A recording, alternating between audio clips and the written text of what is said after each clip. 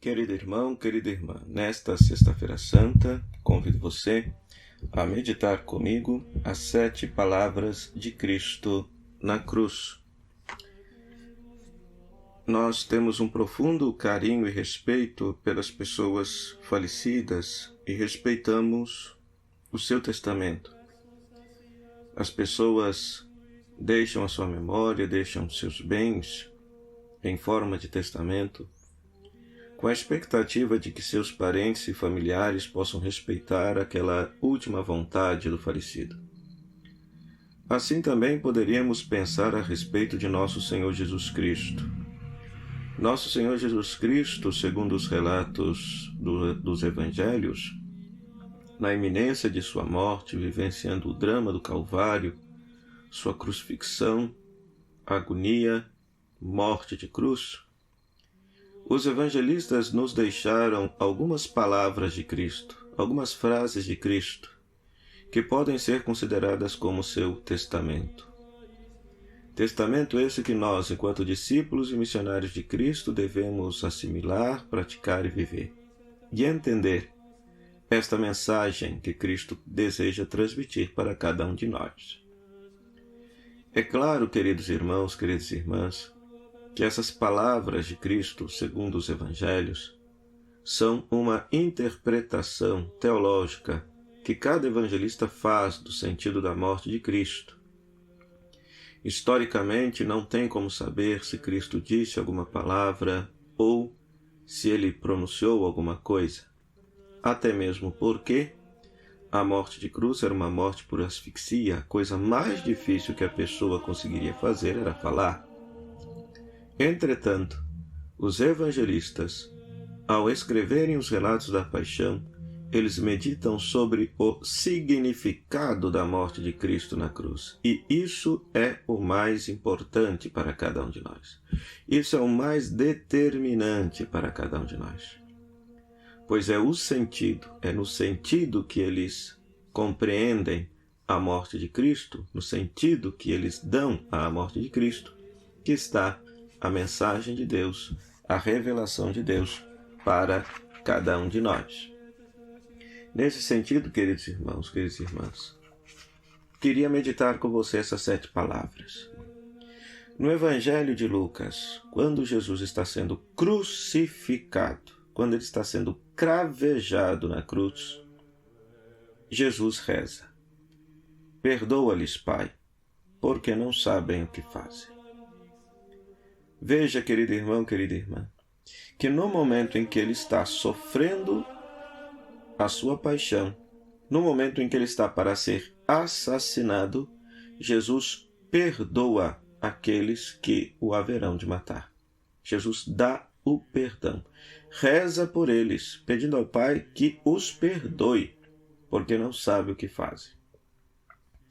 Ora, neste nosso mundo tão violento, egoísta, neste mundo egolátrico, que só valoriza o indivíduo e faz com que o indivíduo seja a referência de todas as coisas, nota-se a grande dificuldade que as pessoas têm de perdoar o seu semelhante, de perdoar o seu próximo pelas ofensas recebidas.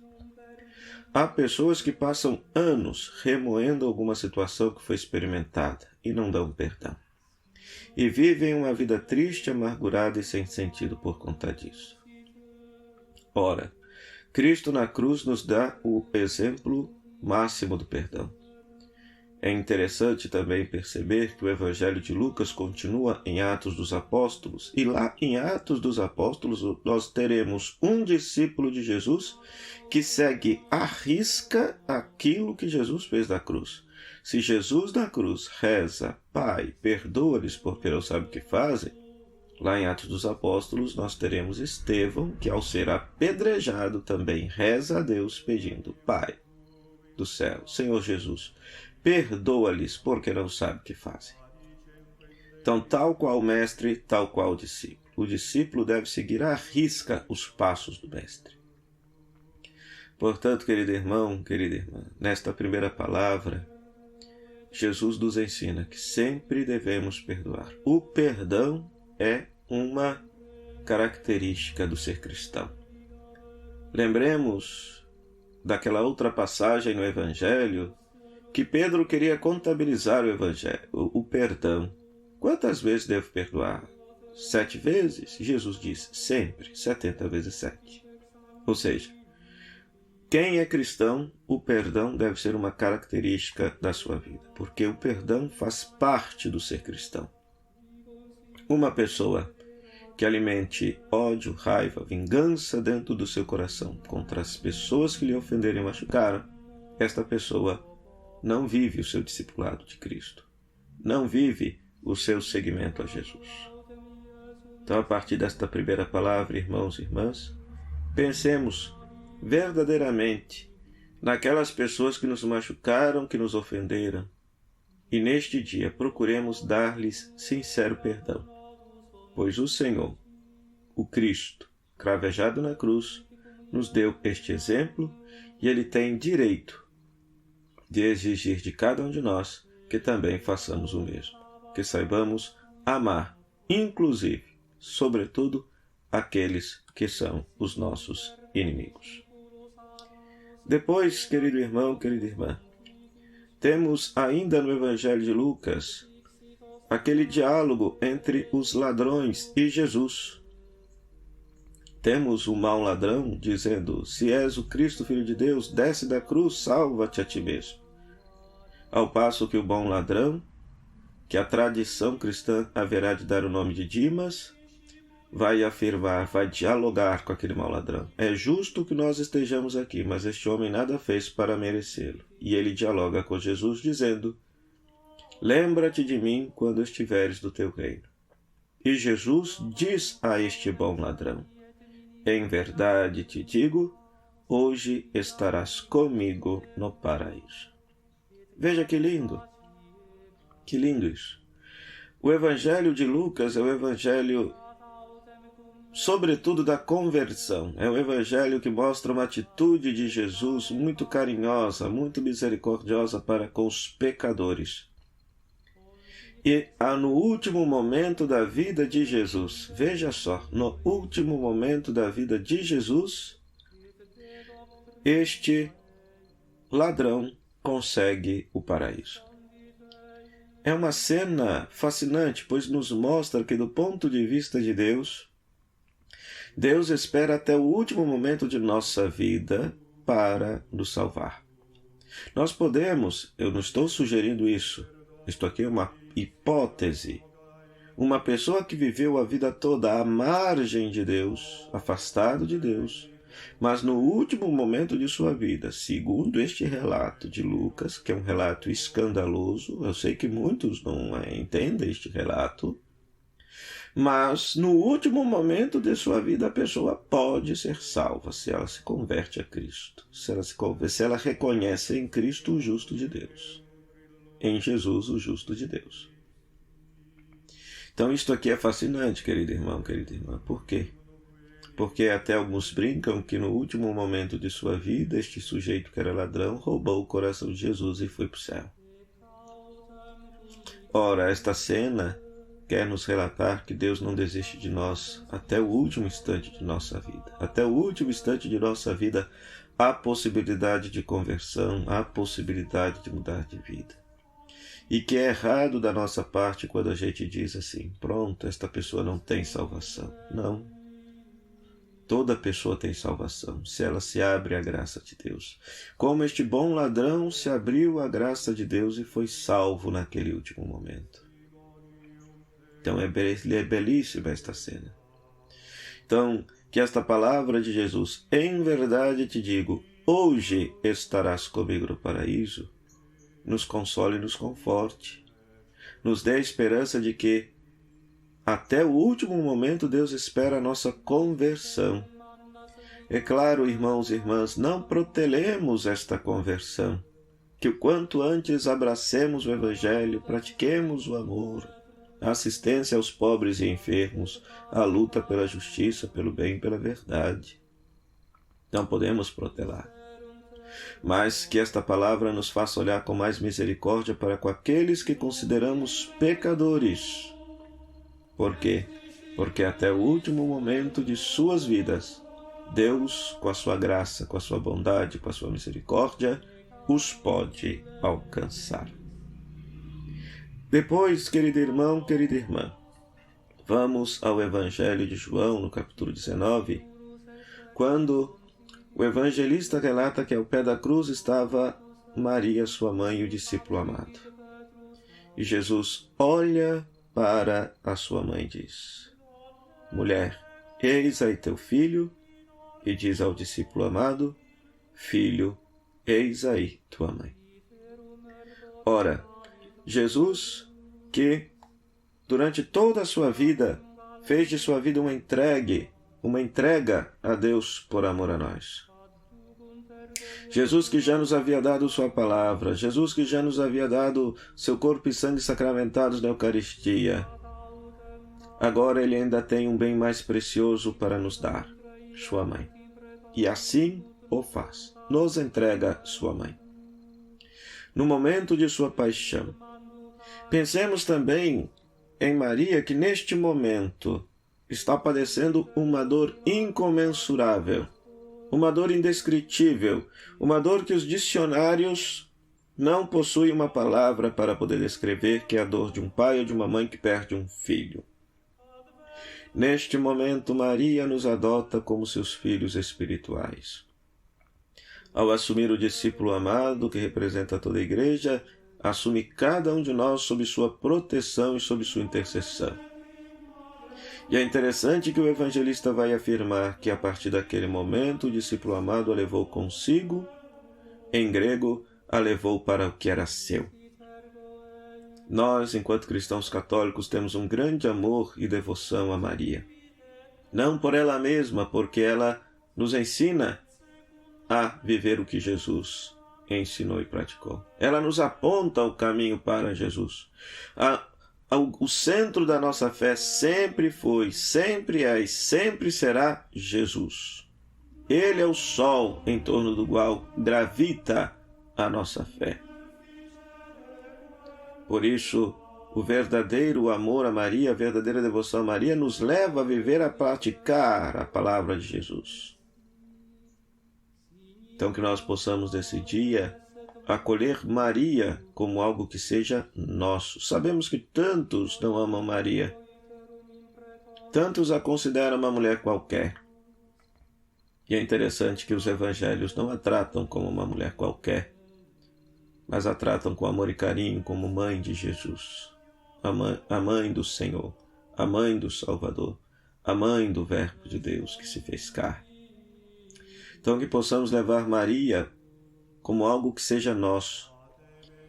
E olhando para ela, escutar esta palavra dela que nos diz em João capítulo 2, fazei tudo o que meu filho vos disser. Pois é este o grande segredo. Maria quer ser nossa catequista, nossa mãe espiritual, nos ensinar a praticar a palavra de Jesus. Depois, queridos irmãos, queridas irmãs, nós temos esta palavra que aparece tanto no Evangelho de Marcos quanto no Evangelho de Mateus. Meu Deus, por que me abandonastes? O evangelista coloca o Salmo 22 nos lábios de Jesus. É um salmo no qual a pessoa que reza, ela está colocando a sua vida nas mãos de Deus. Ela se sente atormentada, perseguida, caluniada e lamuria diante de Deus. Sente o abandono profundo de Deus.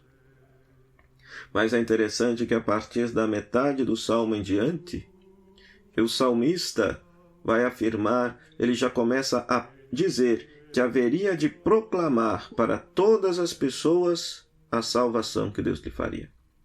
Então, se por um lado o salmista coloca a sua situação de tragédia nas mãos de Deus, por outro lado, ele já faz uma bonita profissão de fé de que Deus haverá de lhe salvar.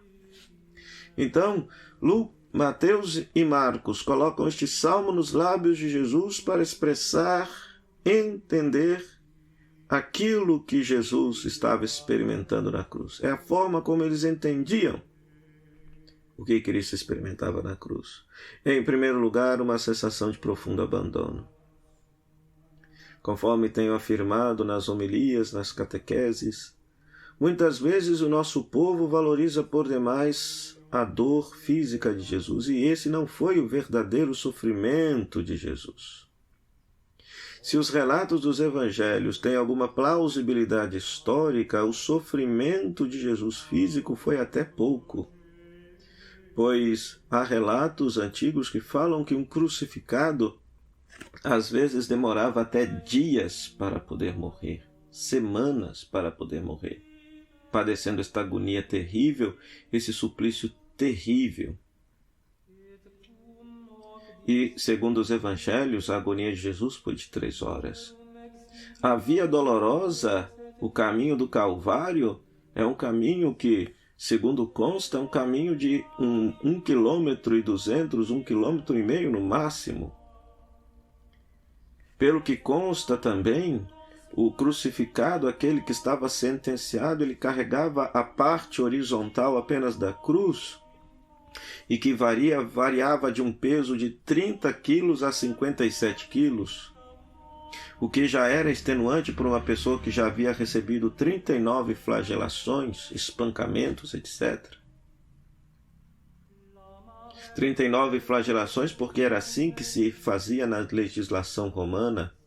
Eram 40 chibatadas menos uma. Deixava a pessoa enfraquecida para ser crucificada. Este não foi o verdadeiro sofrimento de Cristo. O verdadeiro sofrimento de Cristo foi este, que está aqui nesta palavra. Meu Deus, por que me abandonaste? Pensemos, irmãos e irmãs, que Cristo, sendo Deus, viveu a vida toda experimentando a presença de Deus, a comunhão com Deus na sua vida. Não houve um momento sequer em que Jesus houvesse perdido a sintonia e a comunhão com Deus. Mas no momento da paixão, ele experimentou aquilo que ele nunca havia experimentado: o abandono de Deus.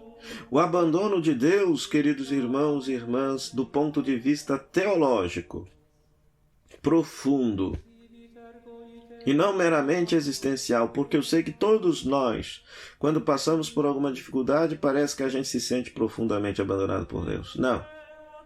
Aqui é uma coisa muito profunda, ontológica, teológica. O abandono de Deus é a consequência do pecado.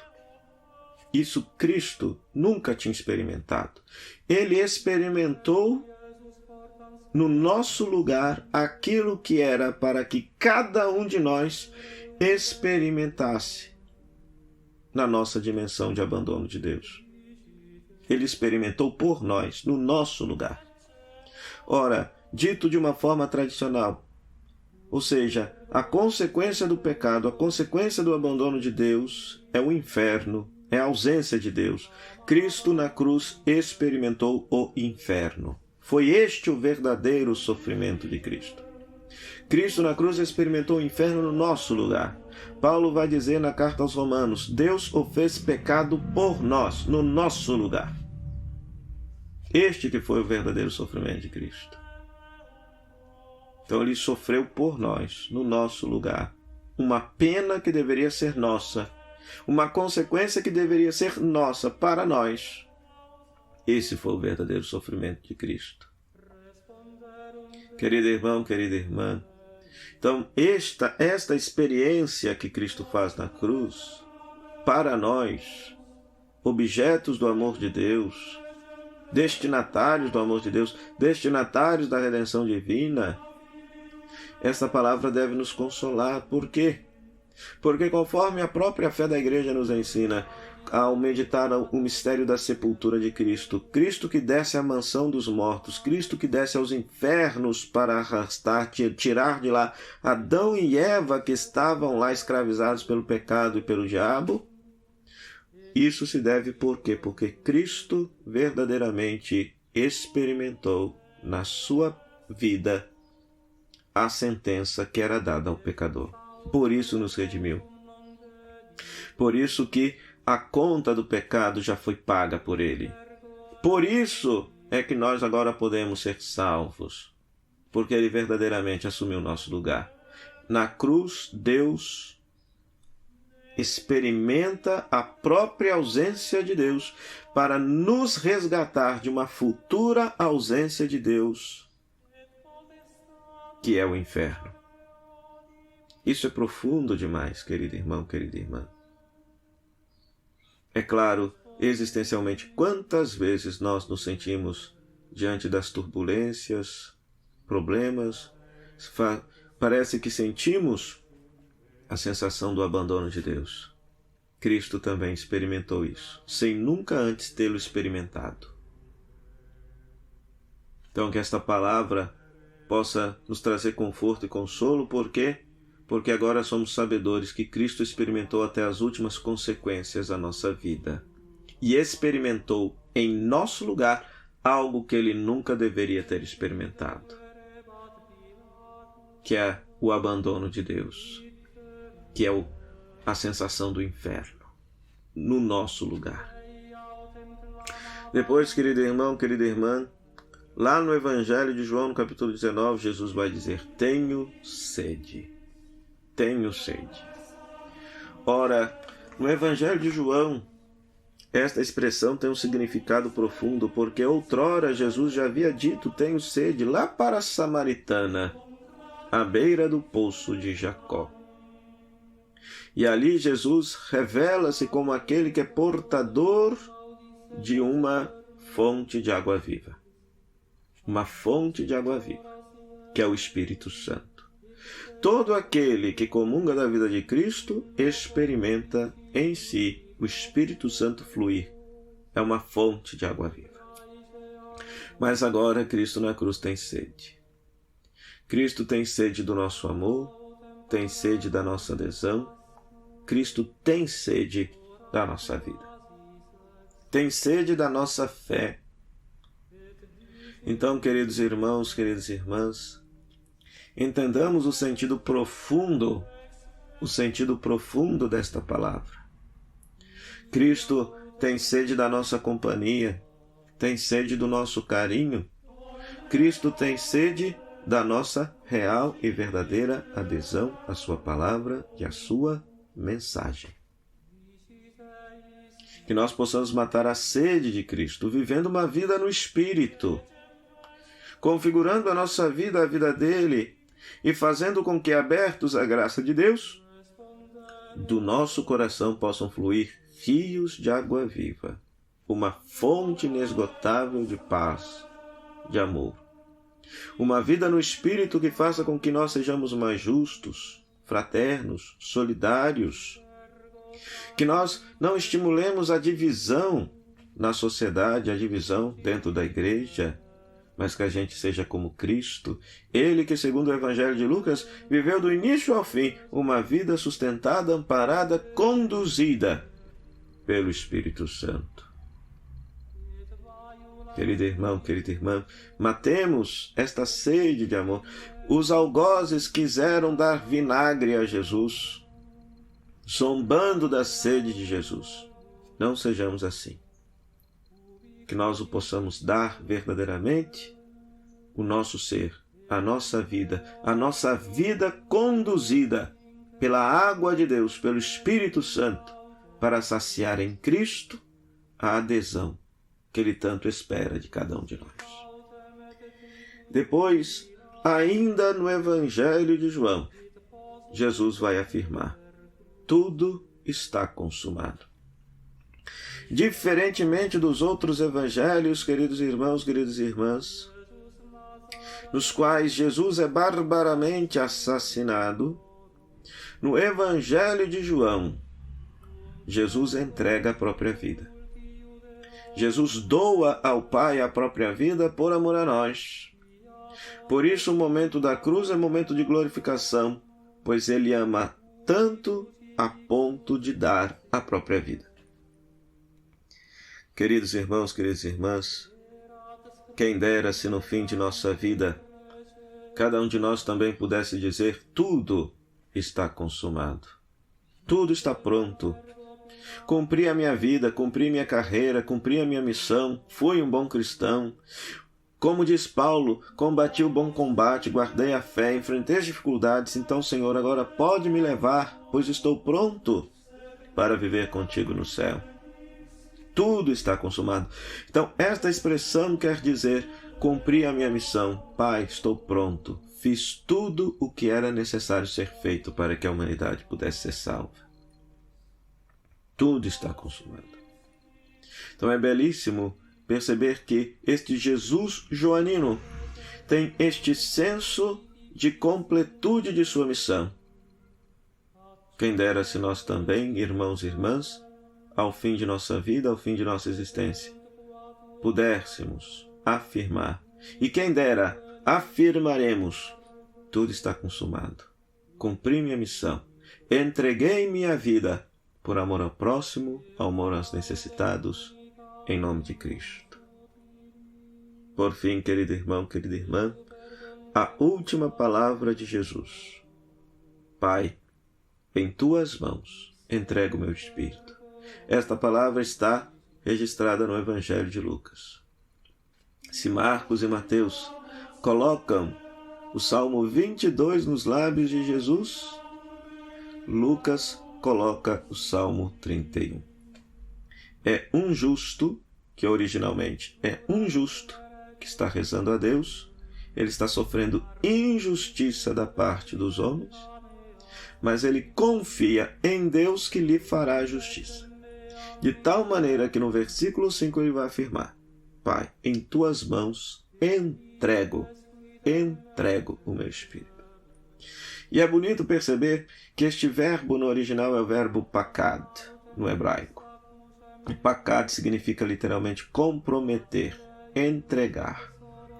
É no sentido seguinte, olha, eu me comprometo em dar isto a ti, mas na certeza de que o Senhor me devolverá. Os judeus, ainda hoje, ao dormir, rezam este salmo. Por quê? Por meio deste salmo eles querem rezar. Senhor, entrego tuas mãos meu espírito, para que no dia seguinte o Senhor me devolva e eu possa acordar. Pois o sono é como se fosse uma experiência de morte. Ora, queridos irmãos, queridas irmãs, que belíssimo isso! Porque quando os evangelistas narram a paixão de Cristo, eles já sabem que Cristo está ressuscitado. Não nos esqueçamos disso. Então veja a preciosidade desta palavra nos lábios de Jesus no Evangelho de Lucas. Pai, em tuas mãos eu comprometo o meu espírito, entrego o meu espírito, empresto o meu espírito. E o Pai devolveu esta vida de Jesus 3 dias após, pela sua ressurreição. Devolveu a vida a Jesus no status agora que a morte não tem mais poder sobre ele. Assim também haveremos de fazer ao fim de nossa vida. Dizer ao Pai, Pai, em tuas mãos comprometo a minha vida, entrego a minha vida em tuas mãos, na certeza de que o Senhor, na ressurreição, na vida eterna, haverá de nos devolvê-la, haverá de nos recriar e haveremos de viver eternamente com Cristo no céu. Irmãos e irmãs, estas 7 palavras de Cristo, este testamento de Cristo para cada um de nós, é simplesmente uma preciosidade a qual sempre devemos recordar, viver e praticar. E tentando praticar, meditar estas palavras, respeitar este testamento de Cristo como seus verdadeiros discípulos e missionários. Ó Deus, tende piedade de mim segundo a vossa grande misericórdia. Na imensidão de vosso amor, purificai-me. Lavai-me todo inteiro do meu pecado e apagai completamente a minha culpa. Glória ao Pai, ao Filho e ao Espírito Santo, como era no princípio, agora e sempre. Amém. O Senhor esteja convosco. Ele está no meio de nós. Que a bênção de Deus Todo-Poderoso, Pai, Filho e Espírito Santo, desça sobre vós, permaneça para sempre. Amém.